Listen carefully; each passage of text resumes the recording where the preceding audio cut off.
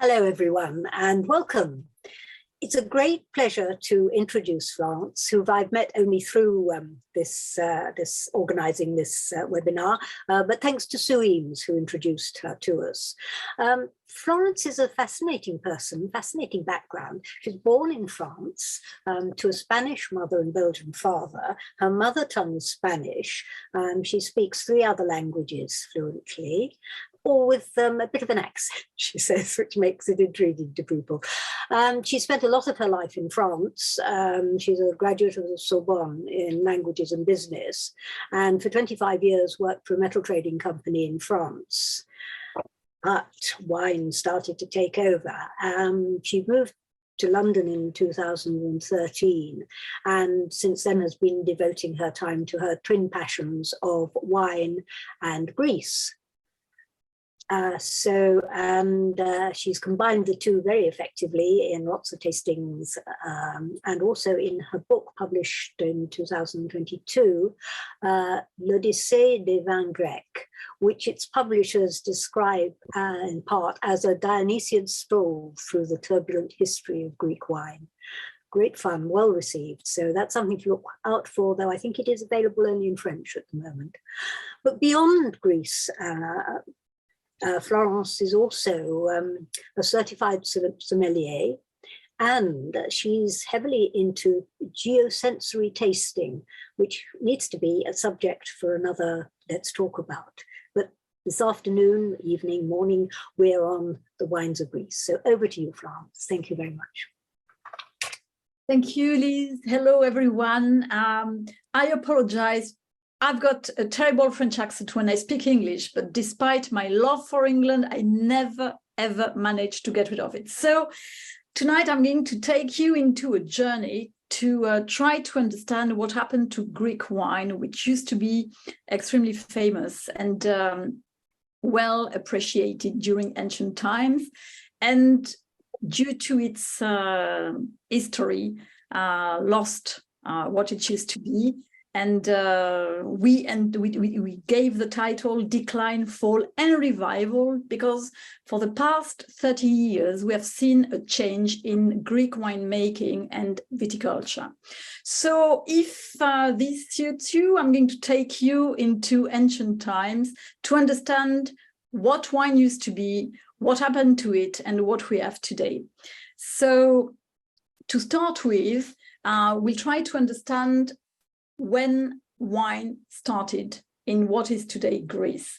According to the Paleolithic hypothesis, what is Greece today, Peloponnesus in particular, Macedonia, used to be inhabited circa 100,000 years ago. At that time, we know that wine was thriving.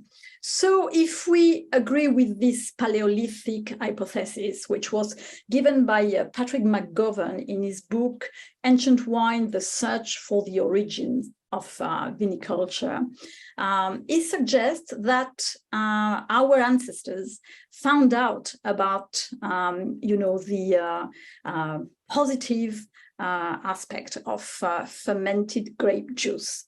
So if we admit that at that time, 100,000 years ago, people were living in what is Greece today, wine was thriving, we might conclude that they found out about fermented grape juice, which was going to bring us to the next period of time, the Neolithic period, when people started to cultivate, to become sedentary, and to make wine. So the oldest evidence of the production of wine in Greece is in Dikilitash, which is located in eastern Macedonia, and where some shard pips were found and dated 4,460 to 4,400 before Christ. So this would be the oldest evidence of Greek wine making in Eastern Macedonia. We are moving now to the next period, the Minoan civilization, which made of wine an element of culture, civilization, but also trade. The Minoans took the winemaking and viticulture to the Aegean, and from the Aegean to the Peloponnese, where the next civilization, the Mycenaean civilization, made of wine a true civilization product.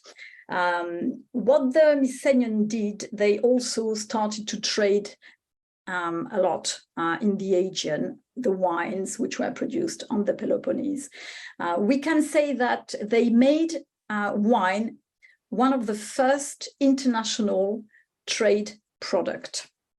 So after the collapse of the Mycenaean civilization, winemaking in Greece stopped. The Dark Ages, and Homer was a poet from the Dark Ages describing the Mycenaean civilization. And he mentioned a few wines in the Iliad and Odyssey. We will talk about one of these wines at the end of this talk. So Mycenaean wine was already extremely good. The Dark Ages sort of stopped everything before the beginning of what we call the Greek antiquity, that is to say, the archaic, the classical, and the Hellenistic period. I'm going to share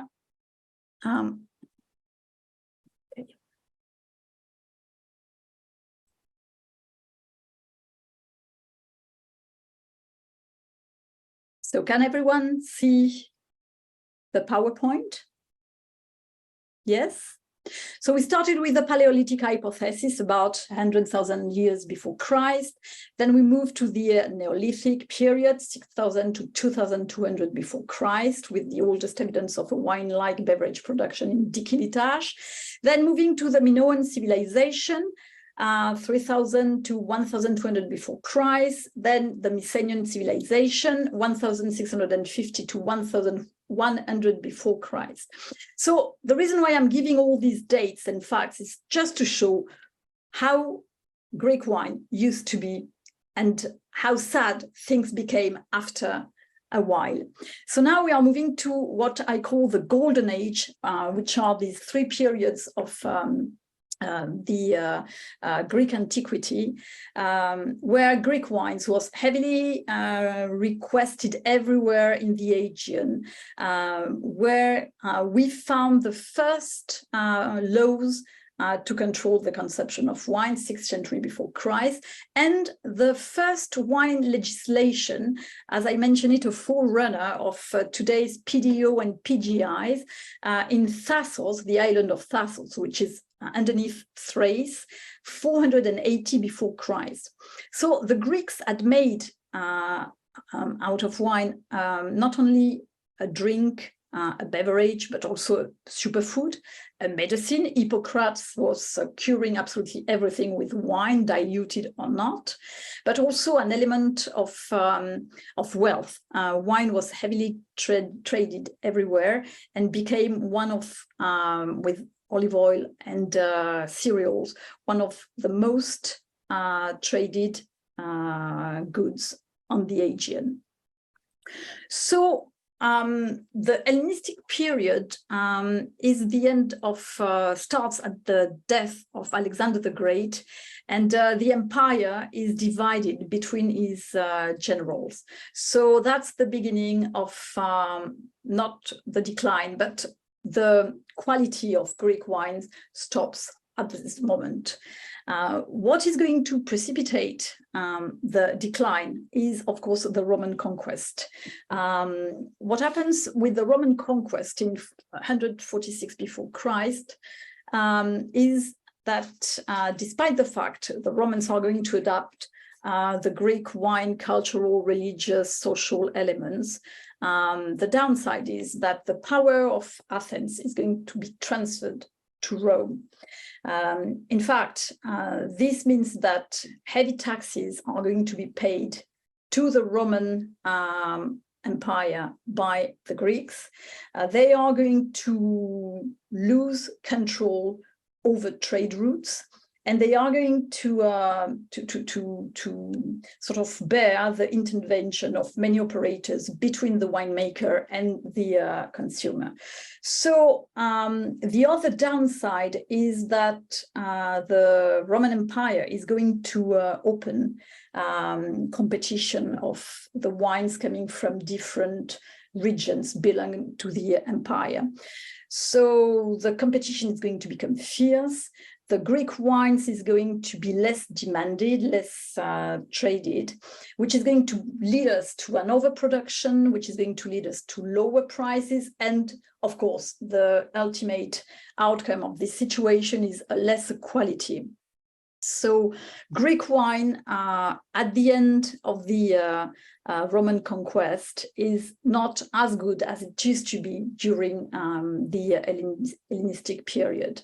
We are now moving to Byzantium with the threats posed by the Germanic tribes. The Roman Empire capital is transferred to Byzantium. The empire is therefore divided between the Western Roman Empire, which will fall in 476 to the barbarian tribes, and the Eastern Roman Empire that will fall in 1453 to the Ottomans. Christianity becomes the official religion, and wine is part of the Eucharistic ritual. So that might tell us that wine is going to become very important. Nevertheless, the empire is weak. Pirate raids in the Aegean Islands, but also plundering and incursions by Goths, Vandals, Ostrogoths, all the barbarian tribes from Germany, and also hostilities between the Catholic and Orthodox Christians. So wine, to make wine, you need peace. You need a kind of quiet time. During wars, during plundering, you cannot make wine. The vine doesn't work in these times. So this is the beginning, the real beginning of the decline of Greek wine. And there is also what I call the treacherous alliances, Venice. The Byzantium Empire has no way of sort of transferring its armies to protect its frontiers. So they turned to the powerful Venice for the transport of the armies. In exchange, Venice is going to ask for a monopoly on trade, which is going to be granted by the Emperor Alexis Comnenus. So the Byzantine-Venetian Treaty of 1082, which is a defense agreement coupled with a trade agreement, gives, amongst other rights, full freedom to trade within the empire to the Venetians, who are going to become the monopoly. They are in a position of commercial power and impose their monopolistic trade circuits to the Byzantium Empire. As a result, Byzantium wine becomes extremely expensive, where it is bought very cheap, but sold to usual customers of the Byzantium Empire at a very high price, which also contributes to the decline. And at the end of this, this decline gets even bigger when, Venice starts the Fourth Crusade against, which is going to end up with the sack of Constantinople by Byzance. In fact, initially aimed at recapturing the Muslim-controlled city of Jerusalem, launched in 1202 by the Republic of Venice, who contracted with the Crusaders to take the armies to the Holy Land. They stopped in Constantinople because they had agreed with Alexios Angelos, who wanted to sort of reimpose his deposed father as the Byzantine emperor. They just don't manage to have his father reinstated as emperor, and as a result, they don't get paid, and they sack Constantinople to get the money which was owed to them and was never given to them. So the decline goes on, and we are now at this moment extremely difficult for the Byzantium Empire, the Ottoman occupation, which lasted for 4 centuries, 1453 until 1821, and where, according to the Muslim rule, selling wine was forbidden. Wine was forbidden only for family consumption. For some Greeks who had been working in the wine business throughout their life, it became extremely difficult. So the beginning of the underground wine economy, made with lesser quality wine, small quantities, and when they were sort of taken by the Ottoman rulers, their vineyards were destroyed and burned. So the consequences on the wine industry were extremely strong. Impoverishment of the Greek winemakers, of course. The vineyards, little by little, got replaced by other crops, which were not as risky as cultivating vine. This ended with the Greek War of Independence, where the Greek vineyards got really destroyed by the Ottoman army, who practiced this scorched earth policy when they were leaving the country. Most of the vineyards in 1832, at the end of the Greek War of Independence, were completely destroyed. The country was itself limited to the Peloponnese, Athens, and the Attica, and the Cyclades. The best wine regions, which used to be Thrace, Macedonia, northern Aegean islands, eastern Aegean islands, were not belonging to Greece. Greece had lost them during the War of Independence. The population was extremely poor, infrastructure were non-existent, vine and wine equipment was very obsolete. So wine, which used to be so well known and had become very important element of trade during the ancient times, was today just made for family consumption. Business with wine was not existent. We are now moving to the second half of the 19th century. Another element of this decline was the phylloxera. Greece was not impacted by the phylloxera crisis immediately. France was impacted very quickly and turned to Greece to get a supply of korinthiaki, which is dry raisins, to make an ersatz of wine by macerating these dry raisins with alcohol. As a result, the Greeks started to enroot their vineyards to plant korinthiaki, which was growing fast and giving, raisin very, very quickly.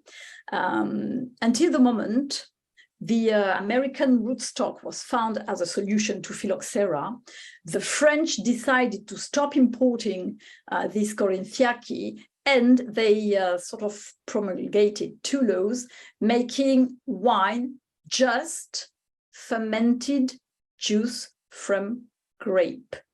Everything else was not called wine. So the Greeks found themselves in a predicament. Demand for korinthiaki fell drastically. This led them to an economic crisis, which led to a social crisis, a lot of unemployment, to a political crisis. The government at that time had to resign. And that was the first massive wave of emigration to the United States. I'm saying this because you will see that this massive wave of immigration will help half a century later Greece and will help the Greek wine industry.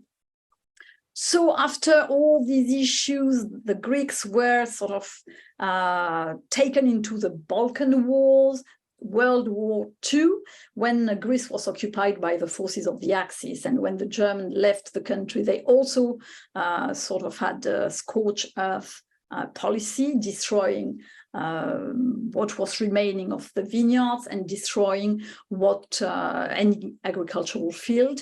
After World War II, the Greeks had a civil war which lasted for 4 years, and that was the real end of winemaking.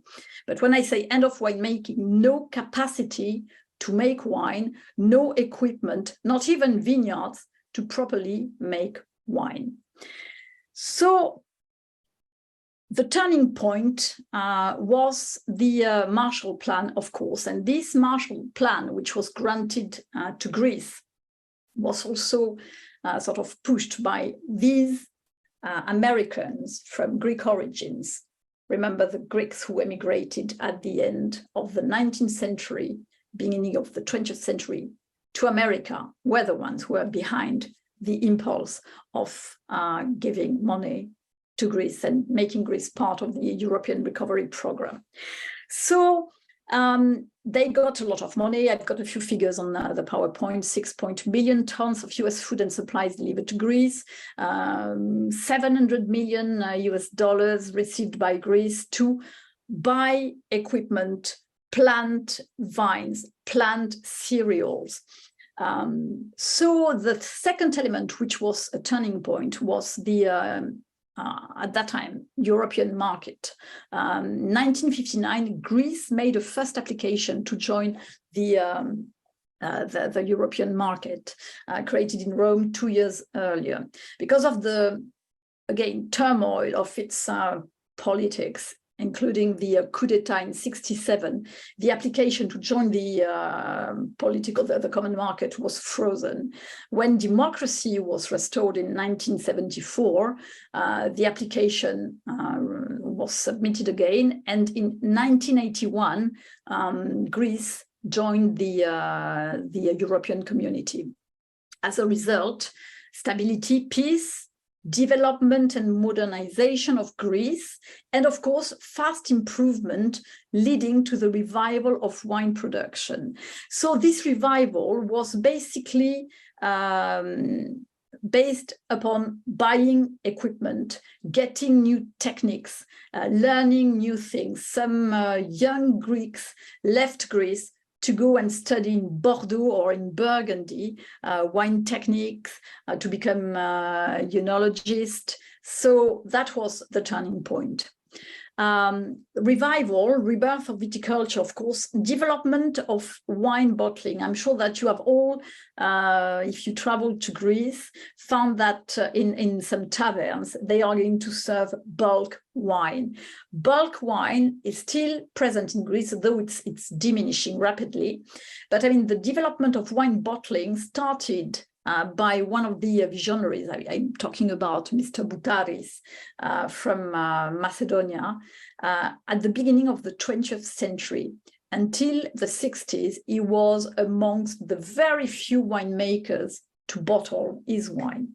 So, as I mentioned before, massive investment in modern equipment, and the wines were still recovering from the decline and fall we talked about before.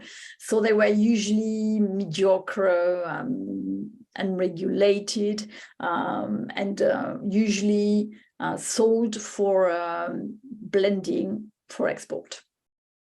The 50s saw the emergence of the Greek wine visionaries. They all went to study abroad. They were also paying French, Italian, Spanish, you name it, experts to join them in the vineyard and to help them work the vineyards, but also in the winery. And they start to be interested in their local grape varieties, which had been for a long time quite dismissed. The Greeks in the 20s, 30s had started to plant what we call international grape varieties, and thinking that they were going to be able to sell that rather than their own indigenous grape varieties. The first modern wine legislation was created in 1971, 25 years after Thassos, and was based upon the French model, Burgundy model of legislation. One of these visionaries, a woman, and at that time, I can assure you that for women to work in the wine world, it was not easy at all. Dr. Stavroula Kourakou-Dragona, who is the person who really worked on this, on the creation of the modern wine legislation and on the revival of ancient grapes. Other visionaries, I'm sure you heard about them, Boutaris, Averov, Parparousis, Tsantalis, Yero Vassiliou, who resurrected today one of the most famous grape varieties today in Greece, Malagousia. The grape was almost extinct, and in the 70s, he decided to give it its chance, and today it's amongst the 4 most well-known Greek grape varieties.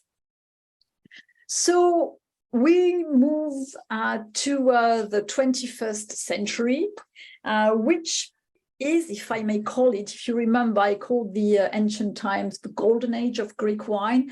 The 21st century is a new golden age for Greek wine. The causes for this golden age, there is a new generation of winemakers with concerns for quality. They are really moving towards organic winemaking, low intervention in the vineyard and in the winery. They are really working onto the Greek terroir, and I should say Greek terroirs, as they are plenty. They use indigenous grape varieties rather than the international grapes. And they also are working on to reviving ancient techniques. For instance, today you will have a lot of wine made in amphora. You will have wine which is going to be storage in the sea to prevent any kind of vibrations, to allow a kind of constant temperature with the sea. They are really export orientated. This comes from the 2008 Greek public debt crisis, which was kind of controversial in terms of the outcome. On one hand, the production of Greek wine was down by 20%. On the other hand, it allowed a transformation of the wine landscape in a sustainable way. It also gave a clear definition of what Greek wine should be and what it shouldn't be. So it gave, again, the focus onto Greek grape varieties, on the terroir. Assyrtiko became one of the most famous grape in the world. It is now being planted in Australia, in New Zealand, and in the south of France. It also gave an idea of this multiplicity of terroirs. We get the volcanic basaltic islands of Santorini. We get other volcanic islands with very specific terroirs, the island of Lesbos and sulfur. So they really played with these multiple terroirs. They also decided to import less foreign wines and to sort of privilege local wines for local consumptions. The first wine bar in Athens, which was offering testing by the glass, allowing people to find out about this multiplicity of Greek grape varieties, opened in 2008. Which makes this quite interesting. And of course, the Greek government started to sort of give, to facilitate export and trade. The EU helped also in this respect. So today's wine in Greece is really focusing onto these 3 elements, which are quality, the terroirs, and sustainability. I've got a map here for you to see briefly the terroirs. So Thrace, Macedonia, Epirus, Thessalia. All the names are in Greek, translated, well, not translated, transliterated into English. So you can have an idea of the multiplicity of the terroirs. I was saying before, it's not just one terroir, but it's multiple terroirs, even on one island, pertaining to a group of islands. From one island to the other one, you will have a different terroir. I've got a bit of geography here just to remind you where Greece is situated. So located southern Eastern Europe, latitude 35 degrees north, 42 degrees north, longitude 19 degrees east, 28 degrees east. The seas, the Aegean Sea to the east, the Ionian Sea to the west, Libyan Sea to the south. Neighbors, Albania to the north, Republic of North Macedonia, Bulgaria, Turkey to the northeast, maritime border with Italy, Cyprus, Libya, and Egypt, and mainly three areas: mainland Greece, the Peloponnese Peninsula, and the islands, which are 6,000 islands, representing 1/5 of the country's surface. I mentioned also that it is the most extensive coastline in Europe, 1 kilometer of coastline for every 51 square kilometers of land area. The reason why I am precising all this is to explain that Greece is a very small producer, wine producer, compared to other countries. And when we are going to talk about sustainability, you will understand why it's very important to understand that Greece is a very small, very modest producer. So in terms of landscape, again, we've got a lot of constraints. 80% of the Greek territory is made with mountains and high mountains. Plains are a small portion of Greece, and they are mainly used for vegetable and cereals. And the islands, which are located on a seismic zone. The ground is many sedimentary rocks. Generally, it's poor and shallow, so it's perfect for the vine. Plains with clay, but very little, small plains. Coastal regions with alluvial deposits. So water, few large rivers drying up during summer, few lakes, mainly northern Greece, and most islands have no water. The reason why I talk about that is a lot of searchers today are turning towards Greece in view of the of global warming, to understand what grape varieties which thrive in Greece despite this issue with water might thrive in other territories. For instance, in France, searchers have started to plant Sabatiano and Assyrtiko. Sabatiano is the grape variety which grows in Attica, which is the probably the driest area of Greece, and Sabatiano is extremely drought resistant. So people are now looking at Greece to understand these grape varieties, which are growing on very difficult conditions, to try to take them to their own countries.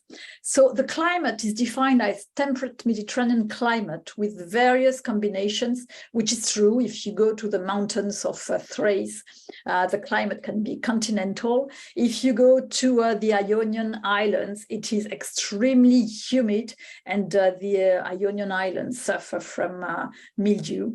Wind and rain and rainfalls, northern winds in the Aegean Islands in August. It's impossible to do anything at this time of the year in the Aegean, and uneven and concentrated rainfall from early autumn to March. So we are talking about a country which has a lot of issues and constraints in terms of cultivating.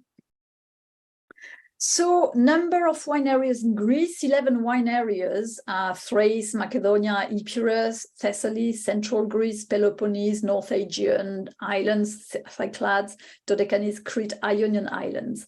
Number of wineries, that's very important. In 1980, we had 80 wineries. When I'm talking about rebirth, revival of wine, it's really, these figures talk by themselves.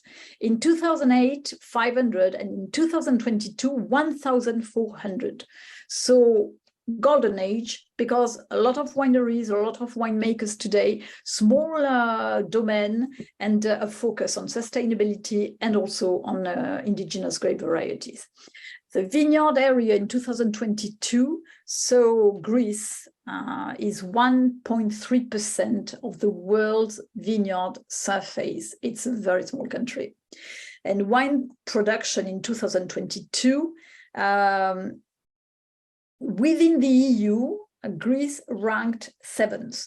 But it's a very modest wine producer, and the average vineyard site is 0.5 hectares. It's very small, which explains why Greek wines are pricey. One question which I have always been asked: why do the Greeks price their wine so high? We have to understand that 85% of the production is exported to the United States, to Australia, which are the two main countries for the diaspora, but also to the United Kingdom, to Germany, to France. So they cannot produce more because they cannot extend their vineyards. Therefore, they price their wines to be able to live. I've got also some figures regarding organic winemaking, because Greece is really turning towards this type of winemaking. So 6.20% of the world's vineyards are organic. And 91% of the world organic vineyards are covered by 10 countries, which are Spain, Italy, France, the USA, Turkey, China, Germany, Austria, Greece, and Argentina. For such a small country with so many constraints in terms of producing wine, it's not too bad. They represent 1% of the countries which have turned towards organic winemaking. It officially started in Greece in 1990, and the two first certifications were obtained by two domains, one which is very big, Porto Carras, and the other one which is very, very small, Domaine Papaioannou, which means that no matter what, big or small, they are all sort of orientating themselves towards organic winemaking. I would like now to talk about two wine regions which used to be very famous in ancient times and what has become of them today. So I've chosen the island of Limno, which used to produce the Lemnos wine. The Lemnos wine is the first mentioned grape variety and has a presence since ancient time until today. It used to be one of the great wines of ancient times, so it was mentioned by Homer and referred as Limnia, from the grape variety Limno, by Hesiod, Herodotus, Aristotle. And what is very funny, Aristotle used to describe this wine and used to find flavors of oregano in the wine. It was described by Herodotus as a rich, sweet wine, highly valued by the Greeks. Today, this grape variety Limno is still being cultivated on Lemnos Island, as well as in Macedonia and Thrace. And it gives generous yields, late ripening berries, small to medium-sized compact bunches of small berries, highly resistant to water stress. That's another grape variety which is being studied by searchers to understand whether it could be planted somewhere else. It gives wines which are high in alcohol with moderate acidity, moderate tannins, and aroma and flavors of oregano, as Aristotle used to describe it already. Ripe strawberries, red cherries, pomegranate, black pepper. So this wine, which used to be famous in ancient time, is still famous, well, after the death of Greek winemaking, became again famous and is being sold absolutely everywhere in the world. There is another wine area which used to be famous in ancient times, the island today of Skopelos. At that time, it used to be called Peparetos, and it had an amazing sort of origin. The mythology says that it was founded by Staphylos, one of the sons of Dionysos and Ariadne. Just for the sake of it, Staphylos mean the grape. And viticulture would have been introduced there by the Cretans. So this wine from Peparetos was cited by Pliny the Elder, saying that it was amongst the best Greek wines of that time. What happened today? We don't know. The vineyards were destroyed by phylloxera in 1958. And since, nothing has recovered, and the island of Skopelos does not produce any outstanding wines. I mean, wines are going to be produced for family consumption or for sort of tourism purposes, but truly there is no revival of the wine industry on the island. As regards the grapes used in antiquity during ancient times, we don't know what it is. Nobody sort of gave a precise name of, unlike what happened with the Limno, nobody gave a name. Some people, knowing that the island of Peparetos was exchanging and trading a lot with Thessaly, where you've got this Rapsani area, which has one of the most famous PDO wines made with 3 grape varieties, which are Xinomavro, Stavroto, Crasoto. That might have been the wine of this time, ancient times, called called by Pliny one of the best wines of that time. We will never know. We are speculating about the grape varieties. I just wanted to conclude with these examples to show you how things had been working for Greece, and I would like also to conclude with. Again, you know, we are comparing ancient times to modern times. Today's American Greek wine expert Ivan Turner said that Greece created almost everything we take for granted in viticulture and wine culture.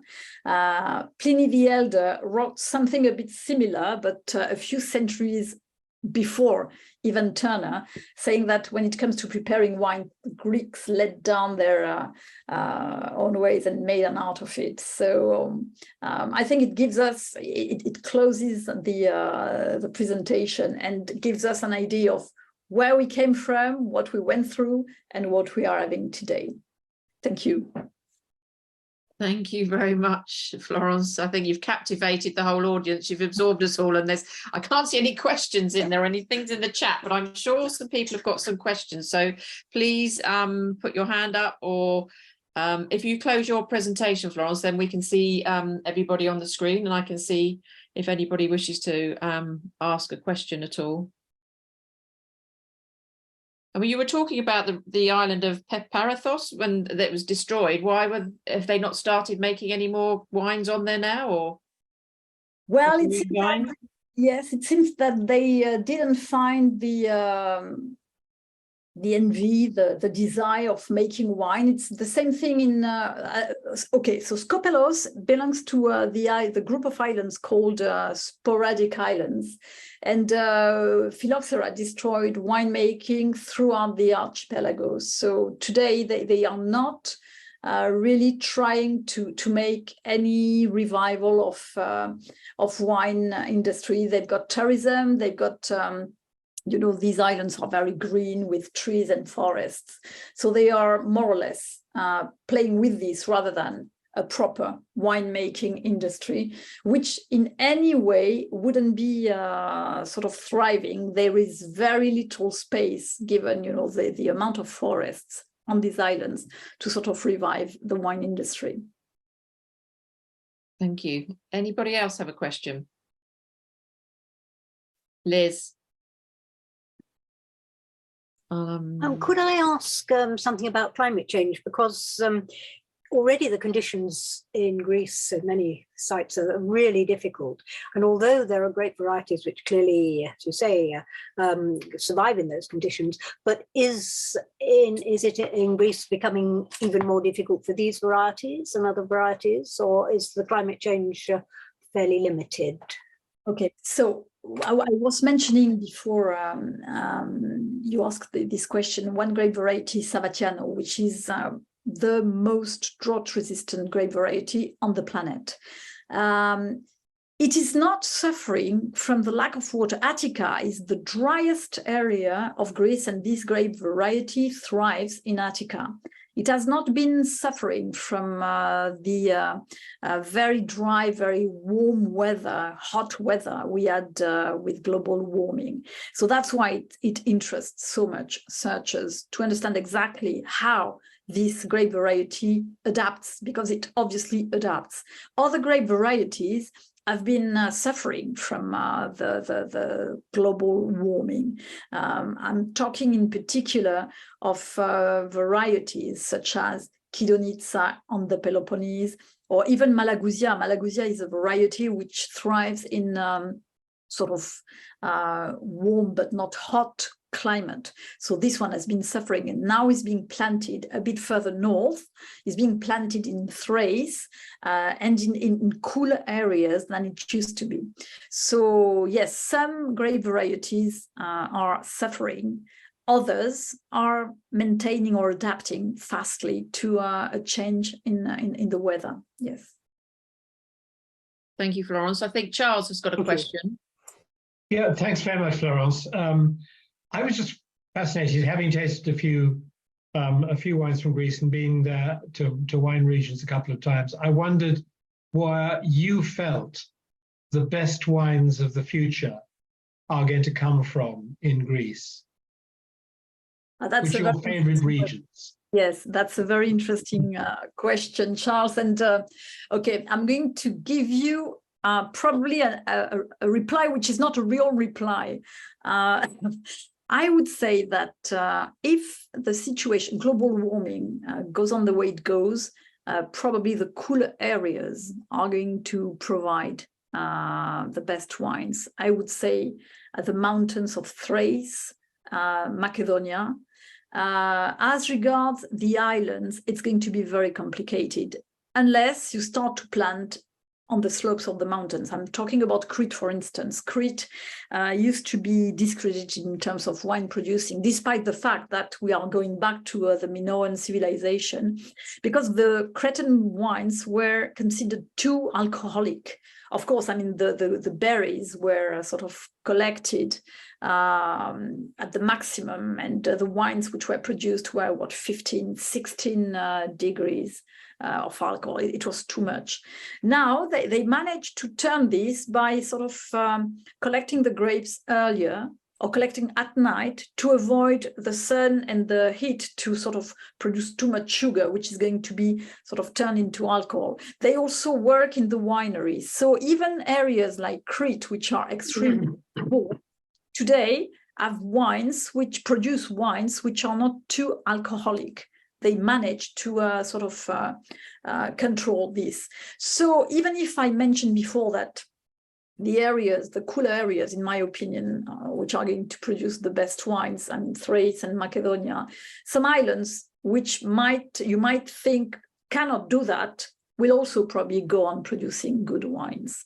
So it's a real work in the vineyard and in the winery. But you said that there is a big problem with water on the islands. Yes. So, for instance, if you take Santorini, there is very little water. So they train the vine in a very peculiar way. I don't know if, I don't have a photo of, it's trained like a basket. They call that kulura, which means that the wood is sort of trained into a circle. The flowers are being protected by the leaves, which are going to grow above them and protect them from the very hot sun. And at the same time, we are on an island, so at night there is a lot of humidity. The leaves are going to catch the humidity to restitute it to the flowers and to the roots of the vine, and this makes the problem of water disappear. So the way they train it, the vine, is also a solution to these issues of water. Santorini doesn't have a lot of water, especially where the vineyards are. So that's a way of getting the situation back to normal. In some areas like Attica, which is extremely dry, which has been suffering massive fires recently, but also snow in the winter, the climate is changing, is getting to some extreme, very cold weather. The grape which has adapted to these conditions is Savacciano.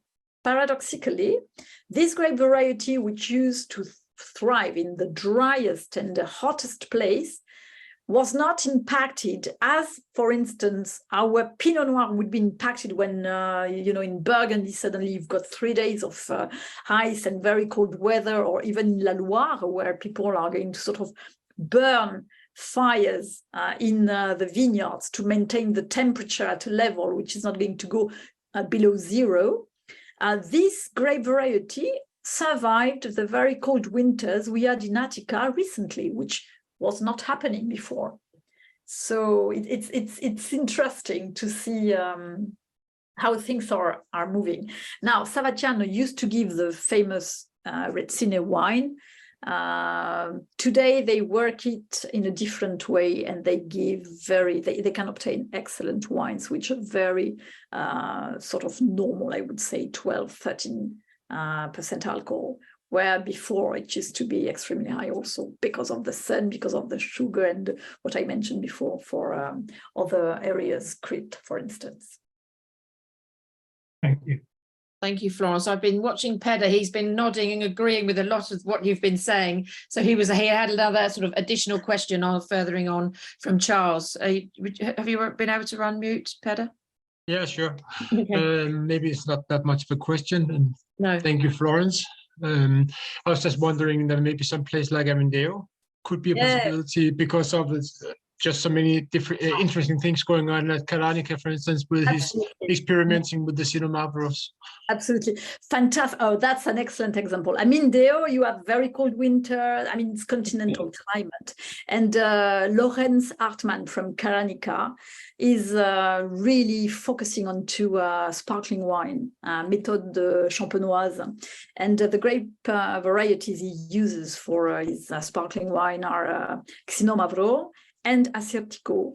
And so he makes a Blanc de Noir, sparkling Blanc de Noir, which is 100% Xynomavro. Then he's got his Cuvée Prestige, which is 80% Xynomavro, 20% Assyrtiko. And then he's got a Blanc de Blanc, which is 100% Assyrtiko.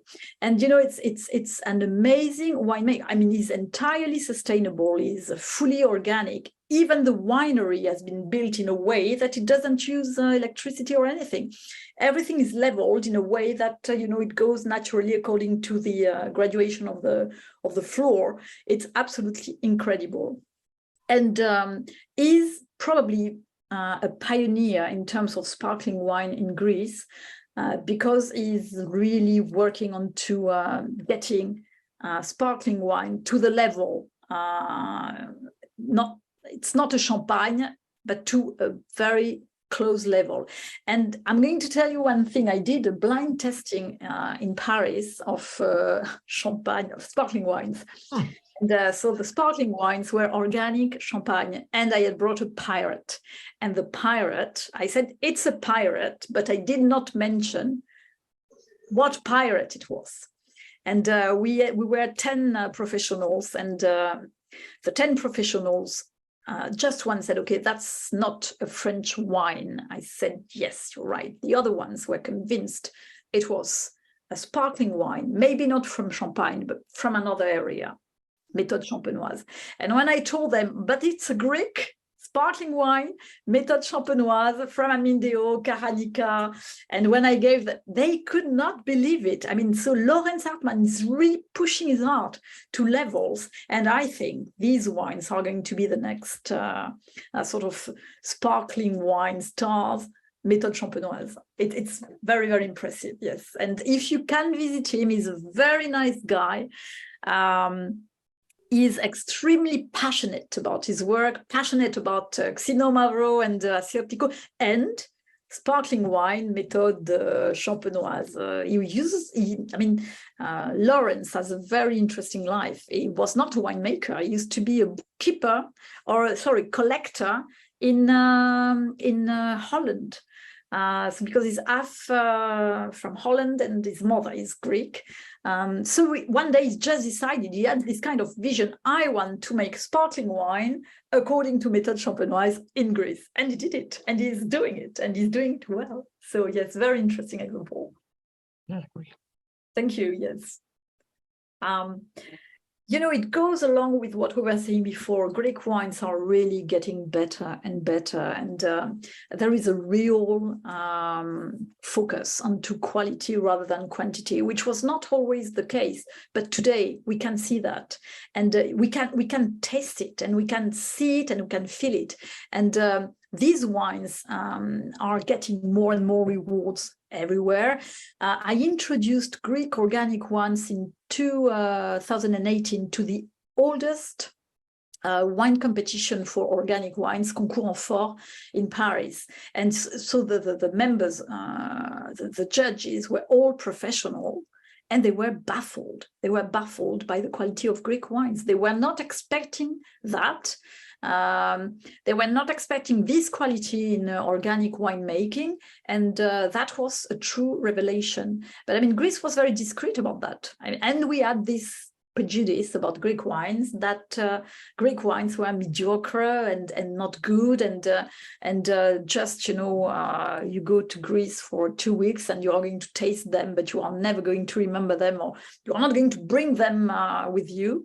Whereas today it's very different. They are becoming gastronomic wines, and they are becoming very interesting wines in terms of flavors and aromas, which you are not going to find in other grape varieties. That's why it's so important for them to sort of push their indigenous grape varieties. Well, that was splendid, Florence. Thank you ever so much. We've really enjoyed your passion, and what an overview of millennia of winemaking. Superb. And I find it particularly fascinating that we've seen it all before. Some of the problems that there were in ancient Greece and under the Byzantines happen again in the 20th, 21st centuries. Yeah, and it's great to know how Greek wine has revived and how good it is now. So thank you so much. We really appreciate your spending time telling us all about that. Before we close the session, can I just tell everybody that our next session in 2 weeks' time, November the 21st, we've had to change, obviously, from our original presentation on Israel, and Nick van Aard of Oldenburg Vineyards in South Africa is going to talk about challenges in Stellenbosch. That should be fascinating. And then we've got in a final the start of 2024 session on December the 5th, when we'll have another South African speaker, Tony Jordan of Jordan Wine Estate. But he's also got a wine estate in Sussex in England. So we'll hope to learn about both of those. But again, Florence, thank you so much.